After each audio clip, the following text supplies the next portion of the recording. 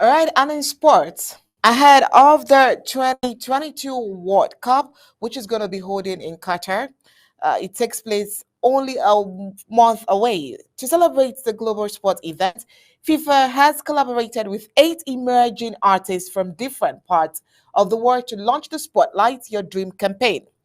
The artworks produced by these global creatives for the Games are inspired by the unifying symbolism of the World Cup Jules Remy Trophy.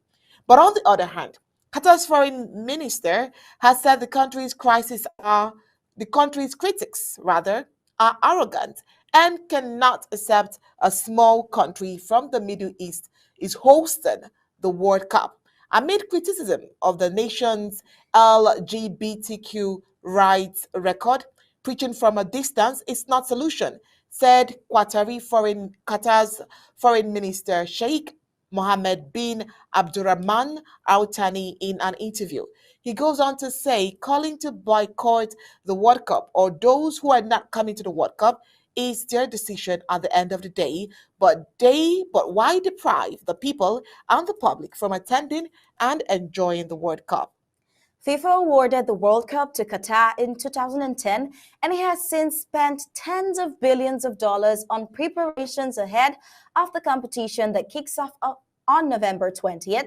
But the energy-rich Gulf state has faced constant scrutiny over its treatment of foreign workers as well as its poor record on LGBTQ and women's rights. Football stars have come under fire for taking money from the Qatari government in the lead up to the tournament, including David Beckham and Gary Neville. Qatar's foreign minister Sheikh Mohammed bin Abdurrahman Al Thani has said critics should look to problems in their own countries first, suggesting there is a lot of people from around the world who are just seeing these as a sense of arrogance. What kind of message are they sending to their own public by boycotting the World Cup, he asked. Qatar's emir raged against what he called an unprecedented campaign of criticism over his country's hosting of the World Cup in October, saying no other host nation has ever faced the same level of scrutiny. Energy-rich Qatar has spared no expense in its grand plans for the first World Cup in the Arab world, promising the country will enjoy a lasting legacy. FIFA's President Gianni Infantino has said the Qatar World Cup, the first in an Arab nation and which is expected to attract at least 1 million foreign fans, will be the best ever. But since being awarded the honor of hosting the tournament, the country's human rights record and treatment of migrant workers have been firmly in the spotlight. Former Manchester United footballer Gary Neville was humiliated during a guest host appearance on the BBC's Have I Got News for You over his World Cup commentary role in Qatar.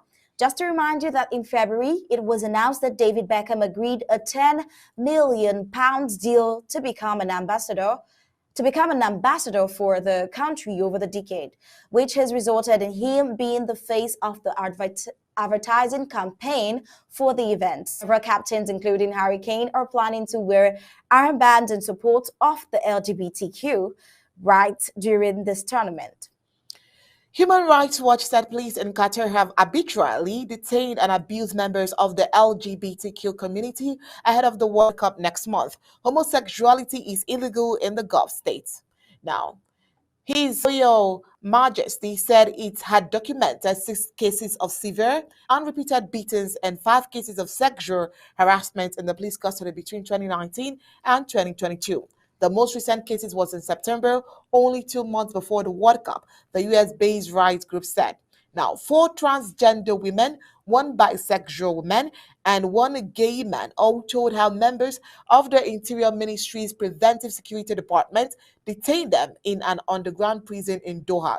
It was revealed last week that Prince William will not travel to Qatar to watch England play in the World Cup. Now, Prince William has long been a staunch advocate for the LGBTQ rights. In 2016, he became the first royal to appear on the cover of gay magazine Attitude.